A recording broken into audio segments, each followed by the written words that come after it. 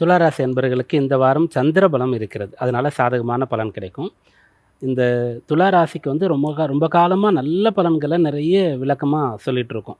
இந்த ஆண்டு பலனில் அப்புறம் கிரகங்கள் ஒவ்வொன்றும் பயிற்சி ஆனதுலேருந்து எல்லா கிரகமும் உங்களுக்கு சாதகமாக இருக்குது, அதனால் நல்ல காலம் சொல்லிட்டு இருக்கோம். அதில் இப்போ ஒரு தடை, ஒரு ஸ்பீட் பிரேக் மாதிரி இந்த ஒரு காலம் உங்களுக்கு இருக்கும். ஒன்று, அந்த குரு வந்து தற்காலிகமாக 10ல் வந்தது. ரெண்டாவது, இப்போ இந்த காலத்தில் செவ்வாயும் சூரியனும் சேர்ந்து ராசியில் சஞ்சரிக்கிறது. இது எல்லாவற்றையும் தாண்டி இப்போது ராசியாதிபதியாக இருக்கக்கூடிய சுக்கிரன் 12ஆம் இடத்துல நீச்சம் அடைந்து இருக்கிறதுனால, அப்போது இப்போ கொஞ்சம் பொறுமையாக நிதானமாக இருங்க.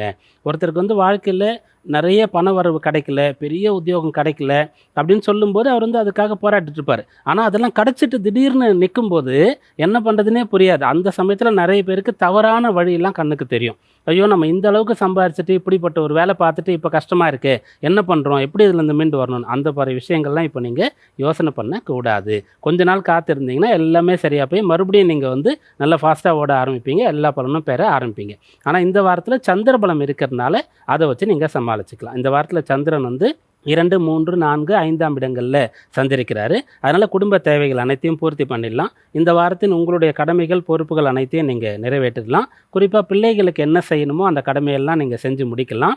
இதெல்லாம் வந்து நல்ல வழியில் உங்களால் செய்ய முடியும். அதனால் இந்த வாரம் பலன் கிடைக்கும், நிதானமாக பலன் கிடைக்கும்.